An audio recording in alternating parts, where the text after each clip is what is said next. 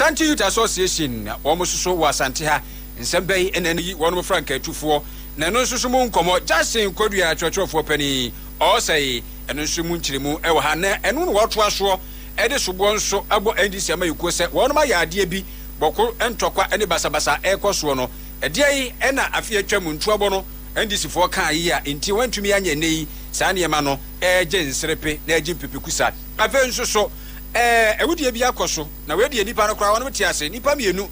the Tiasa Bako Afasicain now what you tell Nipamianuya and also Ayabra Hosempa Ewo Adanse Kwamichi Yawa Adanse Saf Mensino Emu Abuja in some of the Dawson promise about the one you Tiasa and Okra Bibiada Ya Wopenupa Atono Okawa on Sa Ebeka a banner promise dear Nachasia two more Dakra Heba running in a ho and ye quadrant to do say be a Makumako ye Quacono ne wo for papa a promise about to was nebra where the pademuha promise brokers limited oba aha and I promise about oh as someone which I say woman who you break my amano 0535 544 681 0535 544 681 na yemabi na no cheno wa frosro ha abegin kania cables papa bi enei sebasta boss product a yakra ediaba obi ate ase se eno ena ye papa ya bɔhyɛ ba de ne ye papa ya twe ebo asoso abrande ne fefefe onko enkunu ho da contractors yi mu amososo mu amosusua mo to bo asena momra bɛgire maako ene duduom ne fa ko ate fa kokodu dwuma kama bibia ebeye fine bɔhyɛ ba electricals no ye wadum bɔhyɛ ba plaza antiata akofo dan nim ewo PZ saa nsoso ena PZ da foforo no ne ketia Dubai di hwɛ ne mu ye bɔ hɔ 03220 30838 0536 095 Boshaba no bebia ewu abofo ni bika ho ena Korea semu oni odem ha so esom krobia sante eni meji 70 mabusa sei ena etie opem so 24 se tua bebiu ena wode ahye empanifo bia nsa se wonto obo ase na mampon akonwa sabri ada ho no wonhwe na wonsi hine fefefefefe eni mi se da sebra wo se bonsu ya woto so mienu yakata no wachi na se de etie no e wo se foforo so so eba unim se uyi kumase a mampon ba na ni nyina emu no ena wode ahye mampon hima ena afi mpanimfo ahodo bi a enei yebeka se eye akomohene adonte hene ankobia hene ena afi susu no wo ebopropo wa fidi ase ensa so wo mo na enyina se committee na afi wonya ntutuya kama na dia ohima de ne beba mpanimfo begine watomu se onubom ena emedi mampon so se mampon hene no onto obo ase na wonya nhwemu mapa na afi bibia enkoso tote oso ompese obete akiri basabasa bia openso kire se ye otira ene sa de bia efra no corruption e kan de sa no a dem wade obi akwa ye chese buka tanyo aha wose e ba ne se di nubu ase beba openso tufo se twa bibia oni nsem ni ene abrowa to no ko ne krachi dia nipa aka akwamu hene adonte hene chidom ankobia jase ne wo ho anko hye mu no na ebesi jase fo ni nyina ena benkum su ni ho nifa afijase ena achiame hene su ni ho lese abrowa nipa ye wo mu ko gina ho ama wenye ni president wo mu aka nyina fekuo mu no akwamu hene da fekuo ni nyina no ya tembie no eye akwamu hene adonte hene dom hene kobia nifa na aka sisi enke jase hine na wo frɛ no na ade no so wonfo ni ma na no ne mpanyifo na kni ho no aye adonte hine kwa ye moba meboa adonte hine ye moba dra pa na frɛ no na ka se we na mde mo akoma mpanyifo abe wa fo no nkobo seza kwa mu hine na nantraze shiromne ankobia ena nifa omo mane tia no fe udidi nya nipa na din no awo bo na ade na udidi ne ma wo mu so mu wo hu bibi kan anaso obi so oni no ti wo pe no a na wa pe bo amane no amani pa pro no akohu pejifo hu no a eno a dazo wo mu ni no ne yebeka no ho asmane aka obi owo bibi tia no o mfata so odehine no aka che so wo mu ni bibia so tia no dia na che woni akro ya dia konwa no ma empanyimfo no mu ni tumi ze mu ko de shebrante bi akwagiri sika sam dia konwa be ma wo bia ni wo sa tumi yewra na amute ni nka no open so 24 say twa be bi o ha nti Penia KaseƐ achiridi openso nsem eno no nti ye kwayi no asema mpon hene no emu nkomo kakra na etwagu afei se yetisi asante a ene na de tie ne se empanifo bi asode pa from Asante Youth Association na we no uni sa no nyese bi mabunu bia sa keke eneyi yehwe enipa bi a wo mo eba enkyenta so ti se ebia social media se de ye kan ye fra ba ntie bi Kevin Taylor ani obetra no mo timi keka kan nsem wa eno ena Asante Youth Association kire se asa ba ntie no otwabo asantefo dodo na se bi ekusa bi enya ado ani nswade a enye pani so enu nti ene ye ekwani a ewose wo mo pekasa bi no mo kacha mampani John Dramani Mahama na wakasa kire Kevin Taylor na afi ase wo twabo asantefo no saade ne enyaye a ene ye emwa kra na nana pon bodi ya wono na vice president edima Asante Youth Association nana pon memwa adwuma akwa ba o Promise radio ni Promise TV sunie radio show bro na nana boko de achiri ambada roma anya boko sa nana wada roma ayi we na aba na enye boko sa na selumba sabio ni we intira ya semna ba anya boko sa ene wada roma gbo emu de na ema na enye boko kire se mo se Kevin Taylor asana no ayaya e wa asantefo so Chefo ni ahefo nyina omuchie e wo chichi ni benche na se de nyina no ebe se afinie free afras asase be samri abranti e friend Kevin Taylor won nani abo ho sapone sebi asem kura elfa chia me ho an wo chia me din ba befra me ka chia me na me ka opem to na wa ida atwena be wuram na wa kasa bi no ya kasa ntwi na akoswa ma so bi sa fe de Ghana mra so ni mu ma high court release ablanche ne ma hoye no ene ya mamre ne amane enko enti oduru krom ha o se eti mechiri ne ko court ne ko busal de enti a hoye sabi ko ye mra me obi se verbal assault se obi ekeka safinti a wato je famra kwa so na o ma o be chichirim o de ba himfie so ya se obuso obi ho ye fie dware na ne ho mfi afa ye kwada so de ya Supreme Court ko ya mo se sa asem no ko ya ba to agu ablante no nko free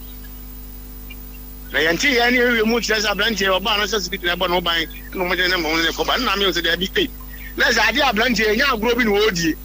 eni fa bi na abo ne pa he na che woni samfo emfantia empanifo ko kroma ne enkanka e chairman ano na ma yani abra enne sebe yakasa ne ya ka chire wi ase nyina se ablante Kevin Taylor se wa fana fofura enya o ti ko so wa fana fofura ne nya mensia himfie afuna afufra na nya santeman ene wodi eni mba bi twifom na unse nipa nyina tufo eya se o se ye nyina adwobre enu masundua buom Ghana ya nyini akoyanim saa ya motim waka memfa so ni so ba ade awiase mani pa twituo mani pa kon e tribal so bi ani mo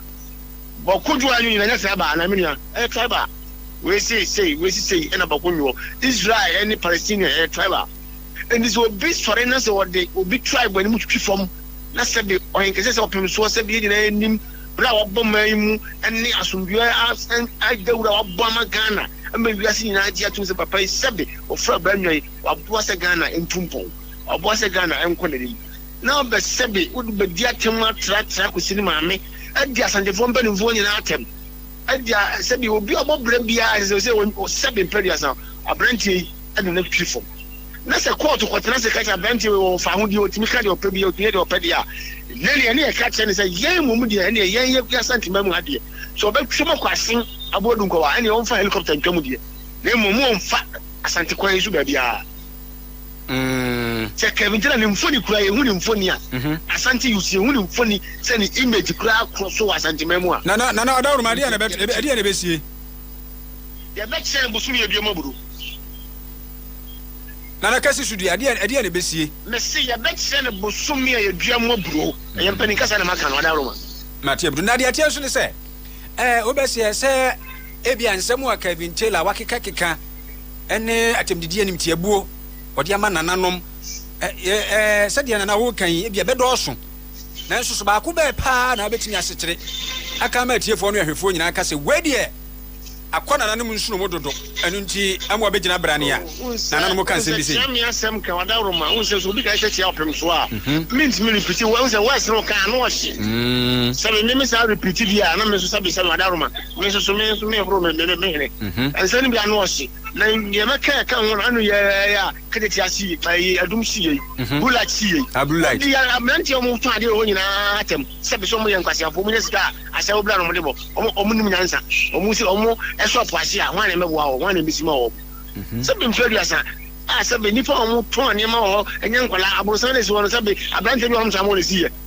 de gato mo be ka se obi a o mo no ntamo le se be mo ba ko bi ara eto ade obulat engineers mo ka de ye ntumi mo so edoso asa wodnani ambaro ho na asa wo diko no diko ne so diko na afia manyofo ko isi akira ko ye asa de wo ye no o ko so ye de a na ne hu se sai ya wo ye no enye sebe agro bi no wodi adam bi no wo na mo ni pa bi na asa ne kutu pasa wo ye enti se mo enti sebe yo na nanum nso hunu se amayofo bi hihye akire pote wo ho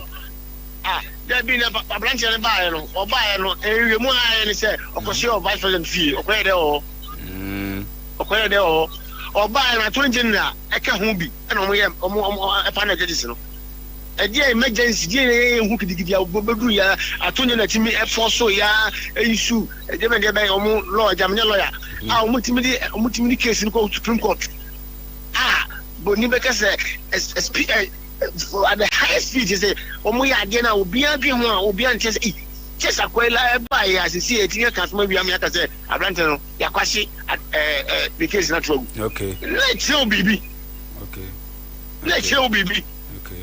because first in the social media kasa ojini na se obi ejine ko court na high court buati ya na say ade a wo ya verbal assault mpanifu odu want to na sabi emfata so be ya na amamre na amane say e wo ya mamu ha na the highest court of the Ghana Supreme Court, the apex court was so kese pa Ghana a judges ko trase Supreme Court judges e ko trase kasa branch no the way na ye dia na dia mu se da bi san ko na bone pa enye social media kasa bi keke no keke so be trendy ya bone pa so onu asantemani mase onu asantemani fo mase na ya call the ruling government say mpanifo mo ya asantemani mo party ni mu party mpanifo mo abaya o tse mpanifo mo ya asantefo mo hwa abranche we ehuru asantemani nyina ehuru Ghana mpanifo nyina mo ntimi kan re yamfa nkyira no ya ka tira mo say o mo nyina no ya no mo dede efiri say 7 pregnancy say obi ekasa o ma me sei na say o tena already a na say o ma me o ba wiase na wo mu no ni so obi jo pen so atem na do akwasi ya okude ko tu ntuma ba be pen so ba Victoria ye we na na ase buru na ma ase buru a na 7 previous na wo sa asantini na wo di political party e na anim ya wo ye asantini na ko do political party ya tigana ha obi ajo CDP wajo NDC wajo MPP one person wajo party ben 9 so wada so ya asantini o ntimi nka se waja asantini akwaya anwona ana waja asantini akwaya nkran ana waja asantini akwaya fla enti na nei sabio sabi manu bokiti kwahia ne ntie futuo se wotie na se bebrebe nyina no wo be pacha ahunu bi obenya na nanu besom ana chopper dey lalai I'm telling you chopper lalai he dare not okay ate obi abam penu be begina nim gina ba so pacha be babona fra no nana boko nana nyame adu e beto aso mo nana pon bodi ena motie no enka no ono and a vice president Emma Asante Youth Association Asante Youth Association ayiko ye wasantia tisante mabunu eku eno no abuja ye to aso promise 102.7 sanso so ena mo amwo promise TV mo hwe yen promise radio Facebook promise 102.7 YouTube onso so ye demu den ma peri John Dramani Mahama ena wakohia ene ya bibre mu mpanimfo nsem wode atodwa ebefia wo kire se kwa ebefa so na bibiman siese etika ba minka biase na afi kwabrane ebenya ne fa ahudie kura so no wote wono kabinka bi amana fa ahudie a na kire se ejina ntotua papa ya mpanimfo no ebeye na mampani John Romani Mahama ni nkasa ye nyina no na kwa akotwa ejina se we no eye amamuo mu akanifo a wo mkokohia na afi abase de etoso be se dumiensa ya efa no amamuo kitawudi a brano etakoso ewo abibirem hanom no wo se wo ho anu wo ma hye bibi na aba to edi to so dum yensa ene se wo kasa hwe se kwabrane wote wo mam na ne ho bambo ensipi ensita afa susu na somdue entumi emfa ne tuma apa bi emfura eno na ma na adwen no kora ne se binipa no eye ne ntanta se eba ba bi kora mpo no aba be pie yi eba ne sa no a eno ena mpempi edi chichemu eba no nti yesi ebeti ka be meka biase a eno de obefre akoto asre se ebibre mu mpanimfo ya mo de da ama no ano no monhwe na afei mo manfo no mo na wona no yiye na emfa ka bi amemu no emra papa. We're very privileged to host the 13th high-level dialogue on democracy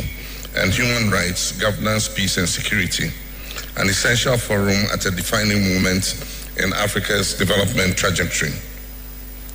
This year's dialogue affirms our shared commitment to confronting the structural challenges that continue, strengthen governance, and ensure peace and security for the people of our continent.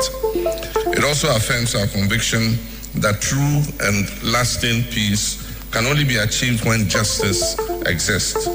when the rights of our people are respected, and when governance systems are truly inclusive, accountable, and are owned by the people that they serve. This dialogue could not have come at a more appropriate time. For far too long, the architecture of African states has rested on foundations imposed during a colonial era that neither understood nor respected our histories, our culture, or our aspirations. The enduring legacies of slavery, colonial exploitation, systemic racism, and economic subjugation are still the financial hardships imposed by unjust global systems and in the fragile governance systems, institutions that we are still struggling to strengthen, but also to shape a different and a better future for our continent, where African agency, sovereignty, and dignity are restored and respected. A future where state building is informed by our context, shaped by our people, and owned by our African communities. Enti Mampani John Dramani Mahama Bra, Usha, a Bibremu Pennyfo, no one you come, the auditria, if I come in Kabi Ho, and no, na, Yan Samungram,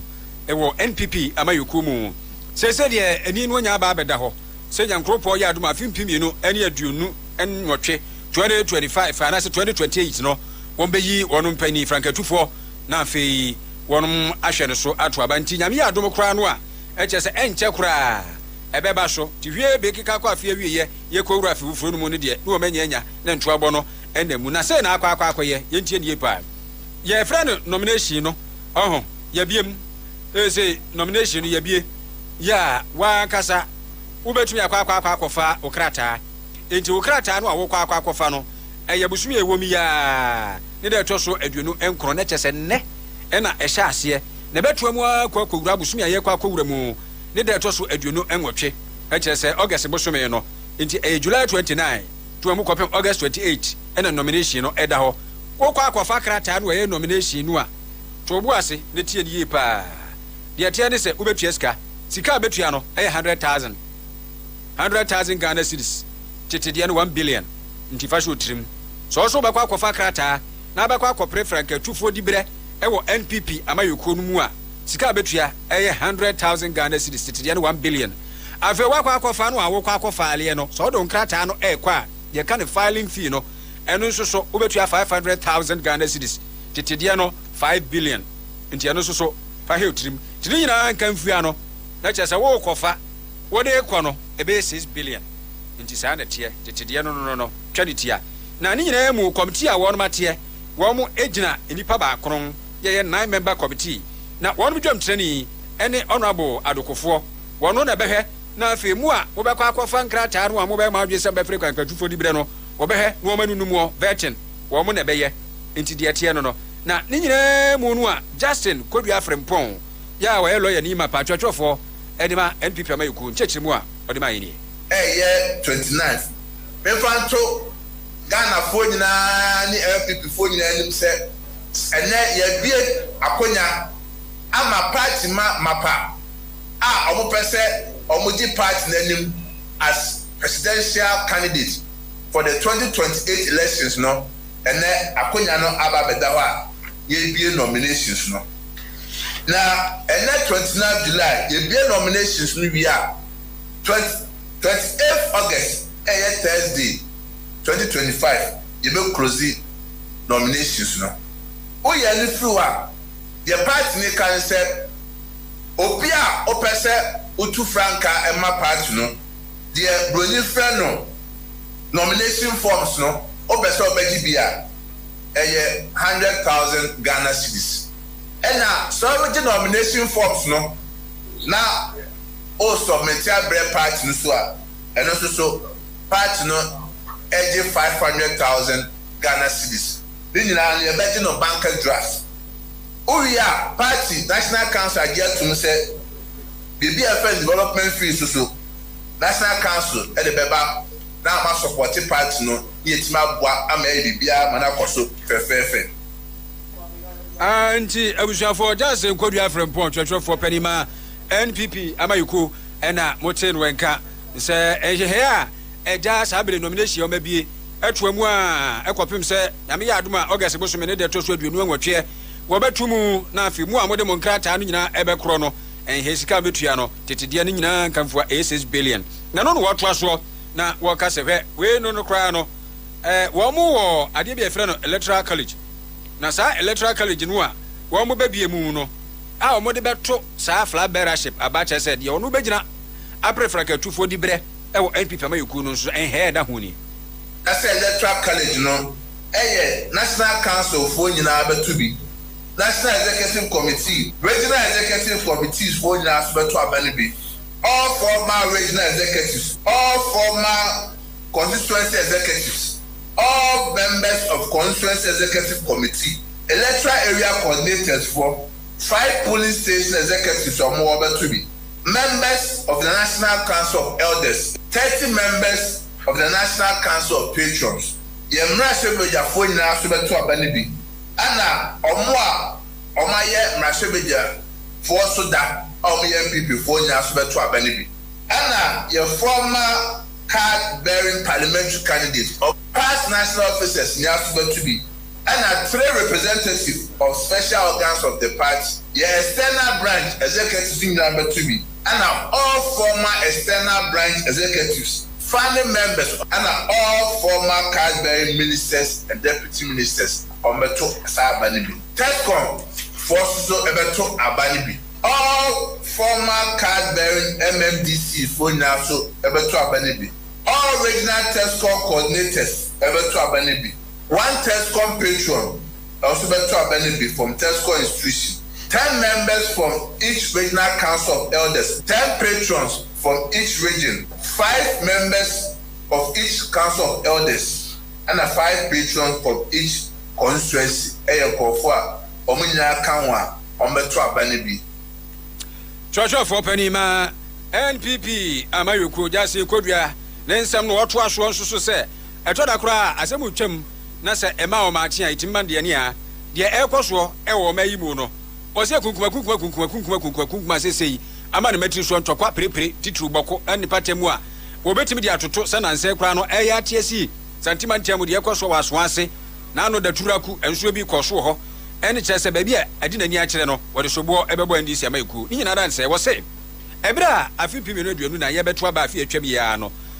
ndisi fo no ana ne de bo omusafo hene kyerese ase tokwa no ehya ase kwampo nchemre so no apipi aba e watumi anya hwe na ne sa tem no yewura John Dramani Mahama ye ne se Ghana fo nto aba ma no na wo ba kwa befa so a wo beyi sa ha ni nyina afiri ho na se wo mo MPP fo no de wo no mantwa tew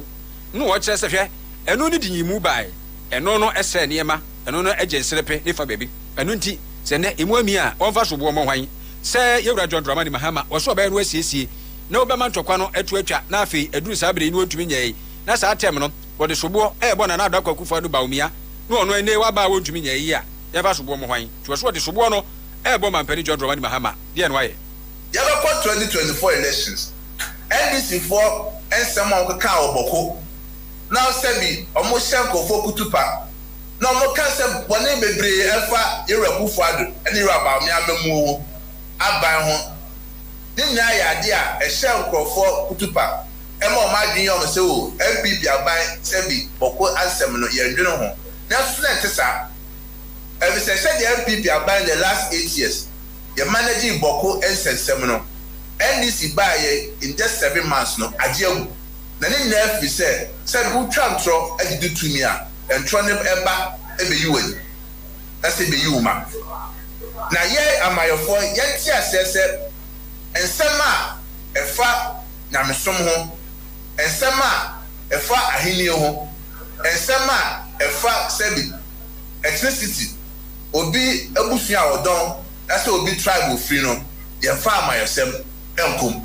na no me ekosu nya so bo no ye de bo NDC aban so ono enam yakodu baabi a ye wo sisi efi se kwa fa ko ya maresem a ka bo konsem no yanke gusu a ye ka na so MPP ya party a ye dworo man no ne to man no binti ye ka se NDC ofuma kunti ye so be fuma dwa na ye mom enam se ye dworo man no ye do man nti MPP die ya ye krado sa aban no eto ne safre ye no ka se ye nyina ye ntrase na bokon sensem no ye hwe kwan ya be fa so be siesie a e di asundwe e be ba boko ha MPP ya jatu ya ye krado se ye ni aban no e be trase entabusafo na no lawyer Jasin Kodua ena motene nka chwechwefo pani ema NPP amayuko nti sede ne onso atra enkomo ekoso bi ena muati and Promise 102.7 FM Promise TV yada muase Promise Radio show edem den oko YouTube a Promise 102.7 abrojefo nyina ya chatia mo trotro taxi drivers ekwanso bre adwobre wate utie kase bo no aka ne de ne fad kontufo kwa kontia kwa tenti kudru fi asomdwe mu na ena no de yenkwankwati be kwai afi wo fi so saf enka wie ne mpatemu Forestry Commission atraye honkofo bi akwa kotutum se esuso mo firi NDC amayukum na wo mitiri mu pa akwa akogina ba akopɛ omo pa adwuma ye adwuma no omo pa ye no na kyese o makotutum a akwafa patabirubiri ade aba ɛna santima ntemu na anu ni ade emabambo agina tuku betira Ashanti Regional Security Coordinator Captain John Kwame Jabari ade atudwa se entwaye kura na pa adwuma ye a sabi yo ne kura no adwuma timi fa ankrata benya adwuma yo appointment nsoso ho yitimi kura afro ni ama bia ye enya patabiribiri ani yo ikwan so na enkofo ya omo nsusom kokko tutum kura no sobo pote ya omo de ebobo chesa atra ni mpanimfo no sabio Captain John Jabari chesa se wonhyada ehunu so tra de oti ye ene se wo mafa koti kwa so tete chesa ahwe ho ena wo mu twetwa timba afa susu ebi susu kwa mu fa so na wo mo de enkura bata no hyan egura topre no ase enkoye kwa bia so ena wo se wote ye no ebo mo hwem de na enso so pa adwuma ankanya sa kwa no so Captain John Kwame Jabari HCZ forestry officer wo na omo kono sabi story na say a necessity for na akokje science institutions na mpese ma Ghana for ni Kumasi for hu say enye necessity nkonfo na akoye sa but report enya ne say party for money bi no more certain issues be with those institutions na akokje sa place no tie sremo necessity di ni de enyi free sa di we enye necessity for you identify some kwarani bia sabi ye ka se kochi omo de mo police for na se be police for eden achi omo but necessity fa ye hu enfore sa insensem bi omo issue a esromo party for no issue with some of the institutions a esromo for petition bre regional minister and say party chairman omo hwesere be say use mrano address those issues. So some of them run be show monsa almost some of these institutions and the informal council. And I between say we are also being a little bit lenient on them for them to be needed. But I said the Marana then and you would sign you want be so. It has so a catch from say among two more more issue be a farmer council and address issue no and yet illegality be Friday addresses those issues. Until very soon no Yankasano you bet yes also I say no one will a bino. Abusafo na eno Captain John Kwame Jabari ene ye bambo ye wa Ashanti Ntemu na anu ni eno no Ashanti Regional Security Coordinator tidie koso no ena wakasa edi etia na ni nyina emu nsoso ne fa baabi no amesam so de otimi yifiri mu a enye yie ye tia so de beka ho na engineer Kwabere je Japan enim se bere bi atwam no ono so chorchoro edi ma NPP amayoku papa kofo abere so no so nani abere pa se kwa bia so be hin franka edi ama APP ama yuku nti ene kwa pani kwa hena tenaye wato ne bu ase na ene wono ankasa ne campaign no wa launch ye ya wa dan wadi broni ebeka so launch wa dan wadi kwa so koso kra pa wotuma se wuam ensam bi de dosho na ba kwa di mu titima pa de se wose nyankropo ya adom na se wonwi frankatufo no na obedi mampani wo mayi mu a wo beto ne bu ase wo de ala kwadwo kyeremate afafanto asan ba pipa ma ekonum biem fafanto timi ntu nkwasa pa se ewra ala kwadwo kyeremate be hana tiko fafanto ne namwa fafanto so kra no ebi anu akwa akusi abebi anase kubeti tintin bi so obeda akwafa no aba sabere ya watu na na ase kakra ya no wa hoden enti so obedi mampani se kirikira wa pipia ma ekonum wo besa de pani ala kwadwo kyeremate afafanto aba mayoko no ambiem esanse ba bia chichira aboa no ehwa na yegya no panifo do obi no mu a wi omo firi mu enye yie ni nsebini. I believe that every dedicated patron that after this campaign, and I'm very hopeful that I'm going to be able to convince the 300,000 delegates to vote my way. I'm going to be, by the force of my message, I'm going to be able to do so. But in politics, you can never tell. You have to be reasonable. I have always supported the eventual winner in any contest. And that's what I expect every dedicated patron to do. So I want to stand here and also make that firm commitment that whoever the delegates elect, I will give my full support to that person. But I'm going to work hard to ensure that I am the one who gets elected. And so I do not understand why the media, some of your colleagues, want to penalize people for supporting their own candidate. If you are a dedicated patron and you go into an election and you are not successful, it is your fiduciary duty to support the voice of the party. That should not be used as a penalty against you. So please, those comments I don't accept. I think all of us supported Dr. Bawumia. It does not mean that our political careers have come to the end. No. That electoral cycle ended on December 7th. Unfortunately, we could not make it. We did our best, we couldn't make it. And this is a new electoral cycle. Enti o pani kwa bre Japan ena mo chenu enka no engineer. Wono so ani abre de se kwa bia so bi him franka. Ede ama NPP ama yoku. Bre bia twa papa ko fa bre so no chocho for pani no no. Nti se de wono anka sa ne campaign wadan wadi launch here dia kire NPP fo no Ghana fo nyina ko ba akra ko so na muante na yemongura mu ne hwani bone ho suso enkomo kakra na yeni ya tiane se Narcotics Control Commission ena mpanimfo yi ede kokko ema na pani abedi akire kansa Deputy Director General opani Alexander Chum Barima ena wose hwe wode question pa na sa question we ye kokko anaso we kura de wose wa tra kokko kura woni ankasa woni wan woni tu woni tre ede ma ankurankure ya wodi enuboni dwa sa wanyai na brebre di umu tiewo waso be ye hye pa begiro pampi se witua na yadudu akache soso a ene obegi hu gina de oba be yiwo na oni de nyina so a wodi kan nyina se wa tete so dodo no ankasa so mpanimfo nei bambo mpanimfo so wo mayi mu aposifo na asojafo no ono kekeka ho wo mo chichechire kofo a chese nuboni dwa ena wodi na kwa be fa so ade be kokofo ma so anase empo so otimayi mu a wudi nuboni dwa no woso mani beda ho pa enu ntitu hofo ompa wasam agyan se unyae so a ene yere ho na ye bechew ye chewa ena abehunu sebe osamia.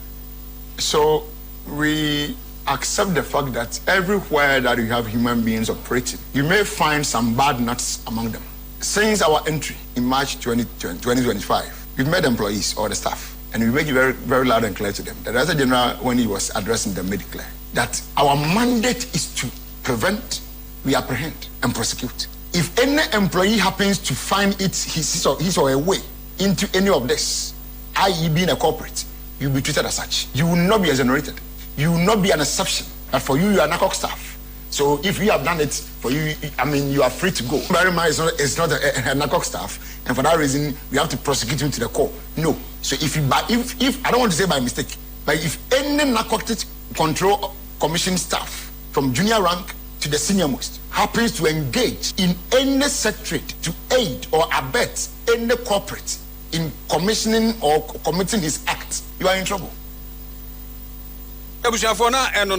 Na wapedi Alexander esa to aso no say wo mo abrebro mani ase na hwe pharmacy sahodo sanso le bia drugstore on over the counter sa paabu ya nkofo kobu o mo pa dwedwedwedwedwe wibia ne ade afi abochifo no abonakifo no dodo no a do nwawura nu bone ton ne numu a no krenya kopɔ ne ni na aka okra ma wo hwe wo mo tonto obie no e bi ti se takorade akosumo ene atimpoku mpatem wo no mu a wo ma kyekire chese inipa bese na ya mudi muntintima pa wo nkruto bese na ya mabodin imo. Pharmacists or drugstores are selling them. Some pubs are also selling them. And then we are reliably informed that these I don't know whether they are Burkina Faso or the old guys, you see them carrying some baskets, they are walking around the streets. I'm told they sell some. So these 3 points are those that we know on record. And most of them, I mentioned pubs, you'll be surprised if you say now, why would they be selling red in a pub? Because technically it's supposed to be a drug. So you should be finding it from either a pharmacy or a drugstore. But you find we've arrested some pub operators who are into that. In terms of the persons, we have 4 people that we have arrested. But in terms of the locations, we have one in Takoradi, Efekuma, and then one in Akosumbo, one in Atimpoku. So 3. The intels that we are dealing with are a lot. But we don't just strike you because we inform you today that you are dealing with it. We take time to work on you. So your day of reckoning will become indefinitely. You are definitely on the timetable. I don't know. Where na Cost Control Commission. Yeah, wapania bedi achiri because Deputy Director General Edema oni ani Alexander Chum beri madi okacha atuo no na ochesinye se bi omba eputupuru no mabachi wo aha omutombo asi yo ho adwuma ye yo muhwemu na ebechi wa ne achew tinye se bi eputupuru sa ne abechew ntia ne ye achew wo no na tu se wa de wo ye no anu ode papa na Charles Kwadwo Fosuei akopon fa kra nsie yie papa deal no papa bi you will feel that. Now we crowd the hardly do that so can. In Suta Kwama before some Rashabani, any honorable Alidia, Eji Tim was say that Lumba man is state barrier, and I'm saying hard lady, we won't so cranka. Now I don't be crying, Mom state barrier, Charles Kwadwo Fosu. Yabaman is state barrier, fair, no, not yet, only the audio to Rashabia for winning, say, woman home, na ompa kwampo befasua. Daddy Lumba, Charles Kwadwo Fosu Papebi, Ma Kwadwo, Mema Kwadwo, Ubia Kwadwo. Yamana dear no friend state barriers or memuni in Sieno na enyen munyamshe. We then give the floor to Honorable Adelaide Ntim. You have the floor. Mr. Speaker, thank you for the opportunity to speak on a matter of deep national grief. The passing of one Ghanaian most iconic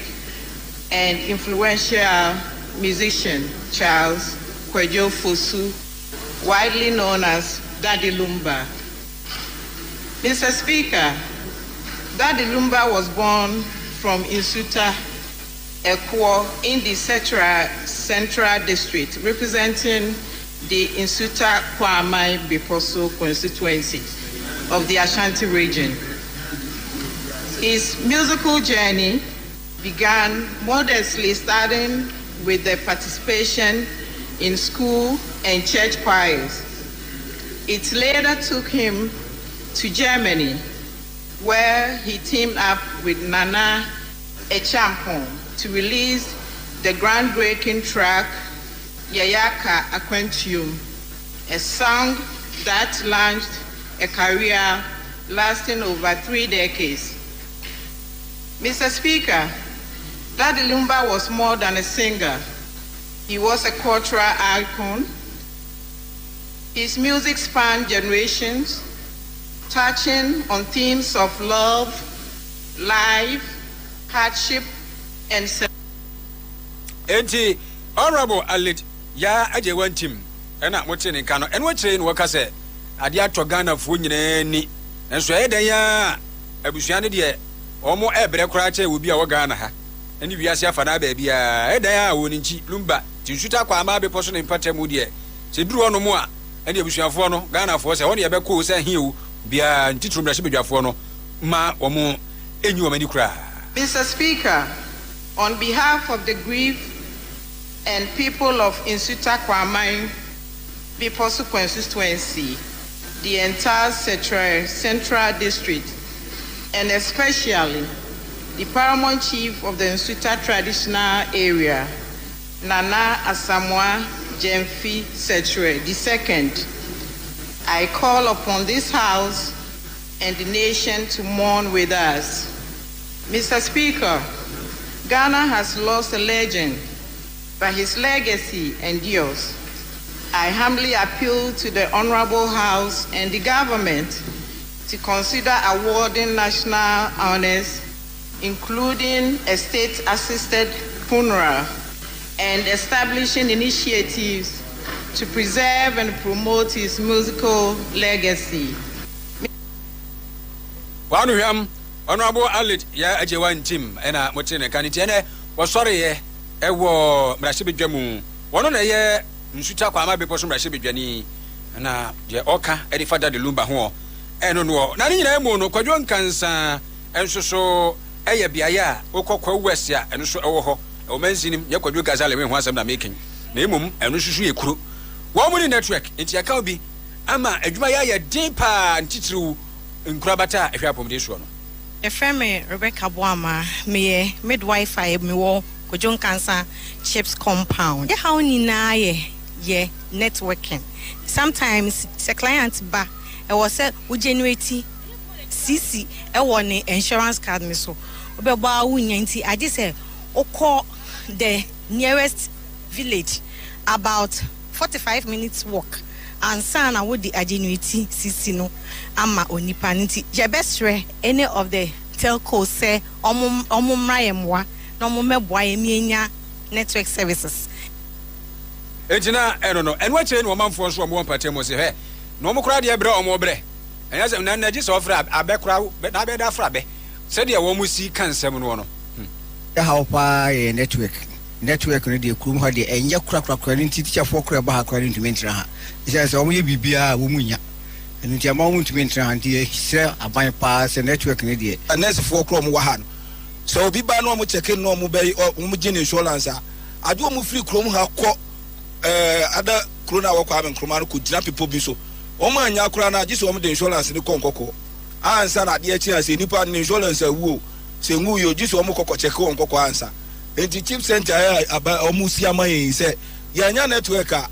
yan kro obi be frɛ kra se bia o hia okra no no wadi nkoma obe frɛ wa ne na hinu nkoko a onya network problem na have so hwe kro ya wa hwa bi poi na wa ha no be ko a sa bi poi du ko gina bi poi so ta na do kra ni se bibia se so frɛ kro kesi mu ade kono be bo akra na gese ko gina ewura we mu ansa na akwa ye ko ni network wa ha nti se bibi kra to yen enya obi enya network fan fro bia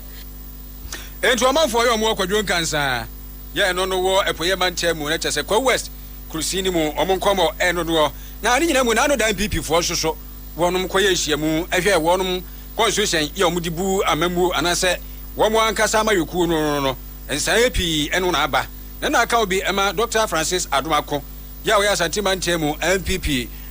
domaro boaboafo o cha kra cha de wo kwa mekro masuapo yi mu ade atudwa se ene wo hwa atwuma ngwabiaja no ofo mpesua so a wo ma ya de pa sanse eno kra ebeba so conference no empanifo no ho di kan eye ntitiye bi a ebua e papa wo gina so ade wo ya to aso amendment ayajitu mu no yamra from niema ya polling station any party for ehu de course so eye atwuma ngwabiaja not mo se mamo ho in fact, Achuma Wabiaja not must still issue the Macati General Secretary. So my idea, papa. Now, in 24, anyone Maba Chain, you know, a idea a party in Achia to more. Most so much here. One money come with him. More come a polling station. No man who form was nothing and say, Brony say, rebuilding. Yes, you're parting for from. Meaning, yes, you know, I'm a rebuilding process. No, I also, I'm new years, 2028. Yeah, back to part, and I want it. Dr. Francis Adomako no, Wabadomano, Santimantemuma, MPP. Amayoko honorable Frank Yebua Emra Shebedwani atwuma ngwa biaja no of president say dwumadie no akoso pa we no omo hyede hyiae na wo mo fom ho adwemkyerɛ MPP fo no a ne no na abasobo a wode mo manfo a wonso so taa no akire no ekosi delegates na so wonso yarabase sɛ ene da ya to abayi Frank Yebua yesia na motimi aba na modema na onyam abetreche Monpa ba mo time achi mo fuksio ene mu bibia de mo sɛ ro mu bia no onyankopɔn a obo so ba asase o hye mu nyina na de make out to say me nipa anya de amefom se nipa ti biase na se wonfom a na se be onye nipa na ne se ne ntino se mo kompa mo kom nkodo na mbompa ya na ma se mbo no be ko Nyankopɔn nim na obompa ma me na amamo na nyame de bebia me ba bebia ko beja no ofo ano me se aye ne ye na so Nyankopɔn ni na so nipa ni entie no na nkwakwa mu na Alhaji Abdul Salam Isa atwuma ngwa biaja no ofo mpɛso aro so adwam tani man MPP amayiku ono so de we twa to 2028 enche bia na abedu ya tu abawie na nse ya 7 months mu ne ye wono na se emre ni ho na dia MPP party ye hia ne nkabom ni ho a 2028 dia ye pe bia enye yi Alhaji Abdul Salam Isa Doma Central Kursi ni msoso wono mo krache na chese MC any honorable Dominic Adoma Ameyawo o chese sisa asundua fa no tuma pa bia fra pa bia tumi ko betri and I know that said na yam hihie kutakuta nkofo no enti sabiem. The Doma Central Municipality has been generally peaceful and calm. Citizens go about businesses without any major incident. This is largely because of the effective collaboration between the Assembly and the security agencies. The Municipal Assembly will continue to support the efforts of the security agencies to discharge their duties effectively in order to maintain the prevailing peace in the municipality. It should, however, be noted that there are some chieftaincy disputes in some traditional areas that are like cow without fire and could give us problems when care is not taken. Let me assure you, the Municipal Security Council, in collaboration with the Treasury Council, is leaving no stone unturned to ensure that peace prevails. Anti Wapeni Dominic Adumako, and I said Dominic Aduma, and I'm Motin Wenkano, one and a year MC, a war, just a Doma Central Crucino. Emu na ejumadienti ene nukredie watwaso e kan sede ono kro ba ye no assembly discussam esi etie pempeso abeduru sabere ni kakra omso etimi agege e de ebo asisi. The financial performance of the assembly during the year cannot be said to be bad, though there have been shortfalls in our performance in revenue mobilization, both internal and external sources. Internally, our performance in mobilizing from our various revenue heads out of the budgeted figure of 503,970 Ghana cedis, 25 pesos, the sum of 338,833 Ghana cedis and 88 pesos, representing 67.23%, was realized as at the end of March 2025. And Janetta said, "Well, no. Now, what has our fee? Yes, I say, I was only in Sapepe di kind. Sika ultimately, ya Modiama Assembly, no so one fine put you, Mano. I can say, and only 2,236,136. The first quarter allocation of the District Assembly Common Fund to the tune of 2,236,136 Ghana cedis, 80 pesos. This was released to the assemblies. This amount will be used in the prosecution of projects and programs outlined in the submitted budget and work plan for our communities in the municipality. Let me. I don't know where your Honorable Dominic Aduma or no MCE. Ewo Doma Central Crucino Emu ni eka was a Promise TV new Promise 102.7 na so penny me kansa Superintendent Minister ya Wesley Methodist as a for down wo Doma hinkru hon wa bono mantia mo ni very reverend Nicholas Afrifa and wo dia tudwa sa chechefo yi hwe enkwada no weba na wonom esuade a munyire wo honam wo suade u na munya asas mahwe wo ahwe na kra no ahwe no wo mu ni mre da ho education deɛ egyina awofoɔ akyerɛkyerɛfoɔ na mmɔfra nti no akyerɛkyerɛfoɔ no sabi ɔkyerɛ adeɛ a wɔnyi wɔ yɛ mu nkyerɛ adeɛ sɛ wɔn ankasa yɛfo ma ɛna wɔkyerɛ wɔ adeɛ ɛsan sɛ akyerɛkyerɛfoɔ yi wɔn yɛm kyerɛ adeɛ no onye nhyira bebree ebi kura sabi na n'ani afiri so nanso so onya ebi kura na nhyira no nso ɛba ne ma so te mɛsrɛ wɔn sɛ onyi wɔn yɛm nkyerɛ adeɛ ɛnyɛ ɛmɛɛtwa obi wɔ hɔ no mu a bɛtwe nkɔdaa na nkanyɛ bɔne sɛ bi akɔdaa yɛ bɔne na wotia na bi deɛ no dɔɔso te bɛsrɛ wɔn sɛ saa suban no deɛ onyi mfiri mu wɔmfa nkɔdaa nso ɔyɛ funuma na ɛno na wɔsɔ pani Nicholas afirifɛ toa so sɛ adusuafoɔ no nso so yɛ munya nkɔdaa bɔne nsɛm no san sɛ hɛ guruguru gya keka no bɛgya mkɔsukua mu yɛm ho na munsua deɛ afei mmɔfra no nso ɛbɛsrɛ tikya ne ntumi mpaa wo tirim na ɔmfa nwoma no nkɔhyɛ mu ɔkyerɛ wɔ no ɛsɛ sɛ wo ɛna wosua yɛbɛsrɛ na mmɔfra ne mpaa de sua ɛne fon yɛ abɛi awofoɔ no bebree nso so wonhu ne ɛha wɔn wobɛhu sɛ akwadaa na maame papa ato fon kɛseɛ de ama no na ɛno nko ara na wɔte ho tv wɔte ho yɛmpamo no sɛ wɔnkɔsua adeɛ yɛbɛsrɛ awofo yɛdaakye ne mmɔfra no yɛnhwɛ wɔn na nsua adeɛ nti mmɔfra no nso so sɛbe wo daakye ɛkura wo nsɛm the Crackramu, very Reverend Nicola Frifa, Edward, so say, akyerɛkyerɛfoɔ montom boase na mmom awofoɔ no nso so ɛwɔ kyɛfa sɛ teacher ni bi ana kyerɛkyerɛ ni bi wɔtea wo ba nyɛ sɛ bi afiti ya wokɔ ya na poka wo ɛwɔ sɛ onya ntoboaseɛ na yɛhwɛ de bɛdi akyire yɛsra awofoɔ yɛma yɛnyɛ mmɔfra no ɔwofoɔ bi wɔ hɔ na ne ba bi kura tikyɛne bi atwa na baako bi wobɛhu no nso akɔfa matwofoɔ ne yɛduru school ɔbaa yɛbi asɔfo wɔ hɔ headmaster wɔ hɔ ɛno anse awura kra so ne yɛkɔbo tikyɛne yɛsrɛ awofoɔ no sɛ woyɛ saa kyerɛkyerɛni no sabio wo ba no sabi ɔte bena bi koraa no na ɔhwɛ no ɔnka no asɛm bio nti yɛbɛsrɛ awofoɔ no yɛnya abotrɛ mmɔfra no nso so firi school ba ne yɛahwɛ wɔn sɛ wɔ assignment wayɛ ɔsua adeɛ na phone ne tv ne ade no ma mofra no afiri ho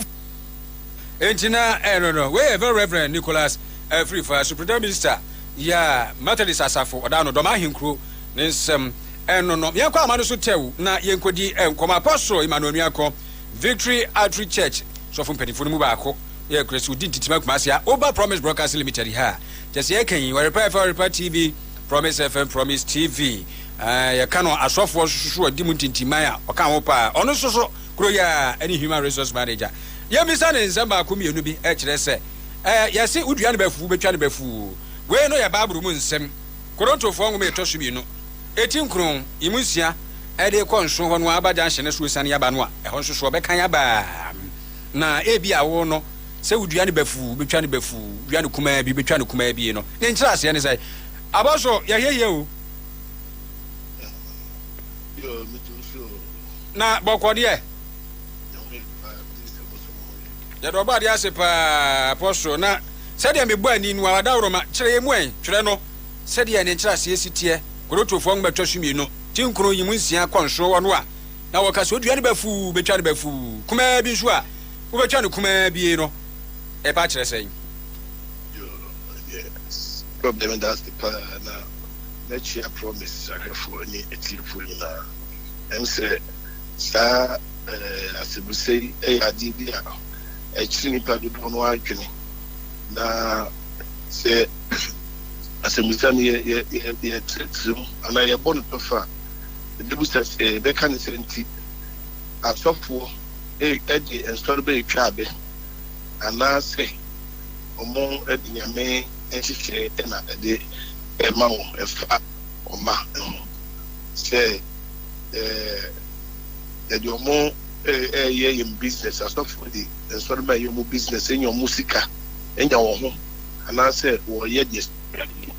ɛm sɛ etintim keke nyinaa deɛ ɛkyɛ no na sɛdeɛ wɔakan kurufo mu a ɛtɔ so yɛn fie mpiremu nsia kɔti ɛyɛ bɛyɛ nkono no ɔno na ɔka saa asɛm sɛ yɛnnua no bɛfu na ade ogyina no bɛfu no bɛtwa no bɛfu na deɛ ogyina no kyɛnkyɛnkyɛn no nso so ɔno nso bɛtwa no kyɛnkyɛn ɛno deɛ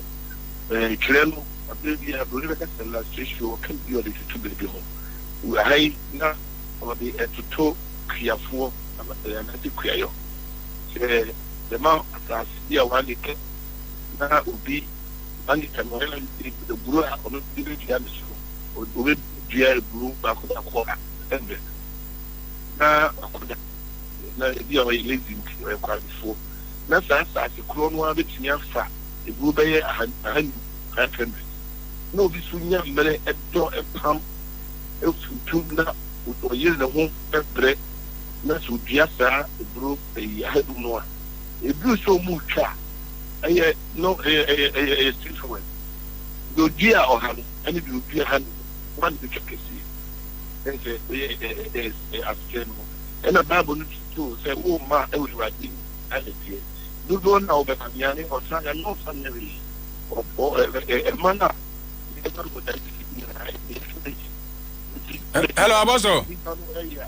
Hello Aboso. Hello.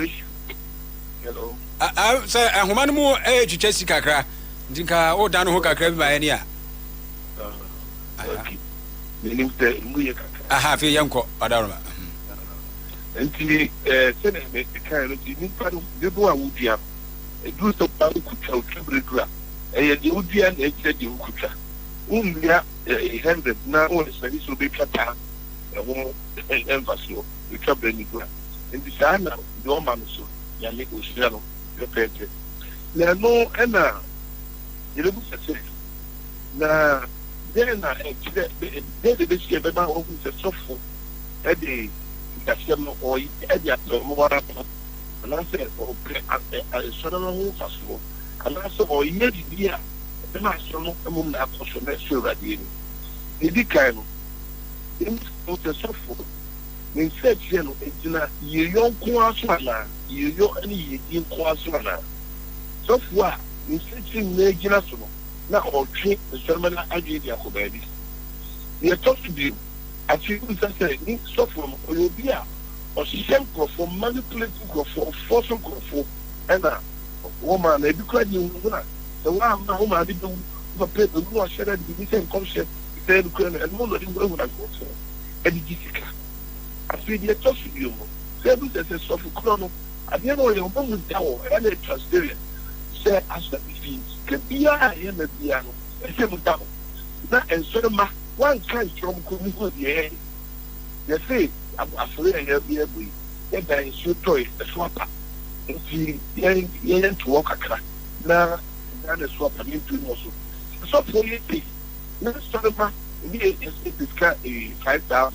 ebi sɔre ma boa mi nya 5,000 na sɔre ho te ayɛ adwuma ma nsuo tɔ a ɛba hɔ bi na ɛda so pa yɛyɛ a wei wontumi kasa sɔfoɔ no wɔsi nsɔre ma na sɛ ɔfo mɔ na sa nti biribi sei sɔfoɔ yɛ a ɛkyerɛ sɛ wɔyɛ transparent nti saa nneɛma no bi ɛne ɛyɛ tɔ so bio yɛnhwɛ sɛ sɔfoɔ a ɔno ɔdi ne mayɛ saa dɛn ne kenya no obi a no ɔno a n'anya kra bi na ɔpɛ so ɔtɔ yɛfrɛ sɛ bi yɛ sɛ ɔde sika yɛ ne business bi ɔpɛ sɛ ɔde sika mu ɛna ɔyɛ na owie a ɔno ankasa de ayɛ ho yie anaasɛ nyame fie adwuma nti ɛna ɔtu saa no hɔ afei sɔfoɔ no ɔnya mmerɛ kyerɛkyerɛ sapoma ma ɔte anke yɛtene sɛ ne nyinaa no ɛgyina kyerɛkyerɛ so nyɛ ɔhyɛ so nti akontofoɔ nwoma na ɛtɔ so mmienu no a ɔse nti sɛ mo bɛma nwoma ne nyɛ ɔhyɛ so na mu mfiri mu akoma mu nti sɔfoɔ bɛtua yɛ nkyerɛkyerɛ ɛna nato bi akoma so na asɔfoɔ akoma mu na ɔyi deɛ sɛ sɛ bi ɔkura no a deɛ wɔbɔ ne tiri mu no ɔtie nkyerɛkyerɛ no wie na ɔhunu adehia deɛ ɛda hɔ no nti kakane deɛ na ɔyɛ n'agye sɛ ɔde di 100 cities na ɔno ahwɛɛyɛ na ɔhwɛ adeɛ na ɛda hɔ no ɛreka kyerɛ no akɔta wɔn yi ɔpɛ so wɔboa no ɔsɛ ɛbɛsua bɔ de 1,000 na ɔde aboa biribi sɛ na nkyerɛkyerɛ no ato n'akoma so ɛne wate nanso obi bɛtumi agye 10 series ɛde afi asɔre ba hɔ na ɛyɛ obu no obu no wahyɛ daa yɛ nneɛma bi a ɔntɔn na wasɔre fie hɔ wahyɛ daa de biribi de sɛ nkɔmhyɛ ehunahuna bi ɛne ɔhyɛ a wanya obi kura sɛ mo anya ne yɛ nkɔ asɔre nso bi ɛsi yɛ pɔn 10 na ɛpɔn na ɔtwe enumero nɔnkoro nondu no baako kyɛ sɛ ɔmo te hɔ sɛ mo sika na wɔtwa ato wɔ mo etu ɔmo bi ɛpie ebi saa na ɛba a ɛbɛka sɛ sɔfo no ɔhyɛ nsɔrɔma no ɛna ɛka sɛ ɔkɔmɛhyɛlaise ɛnyame asɔre so ne sɛ ɔde ɛyɛ ɔno akakyerɛ ho yie ɛde asisi n'adan ɛde atotɔ ne kaa ɛyɛ business ana nsɔre mmanụ mu ho akyerɛ wɔn ɛno ne adeɛ a ɛmfa kɔ na mmom deɛ kyerɛ ne kaa sɛ deɛ odua no bafu no otwa no bafu na deɛ odua kyinkyinkyini twa no kyinkyinkyini no deɛ ɛsaa ne ke ɛne kuafoɔ anakuani kɔ no ɔtɛnekɛs na tɛnekɛs no ɔkɔ a ɛbɛkɔ so yɛ ebi a 1,000 na ɔno nkɔdua kɔkɔ 50 a ɛsɛ obi so wɔ ne tɛnekɛs no nso dua 1,000 a so twabere ne duru a kɔkɔ ne nyinaa sɛ 3 years na ne nyinaa 3 years ne nyinaa de na so nanso deɛ ɔdua 50 no asase kɔ no ara the same asase na obi anya ɔno no dua 1,000 nti ɔmo twa a wɔn de benya kɛseɛ deɛ ɔno adua ne bafu no ɔbɛtwa ne bafu na deɛ ɔdua nkyinkyini no ɔno nso 50 no ɔmo fa soɔ ɛna benya deɛ twɛ ne ka no ɛna ne fie jo abɔso akyerɛkyerɛ mpa yɛda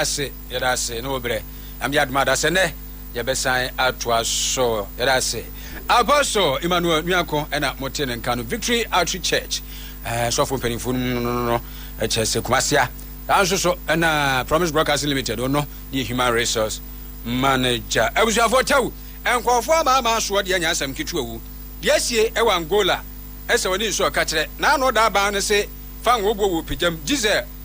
nko awu to diesel ɛwɔ so atum okay na nkɔfo so wate ne ɔbɛyɛ ɔkyerɛ tires burned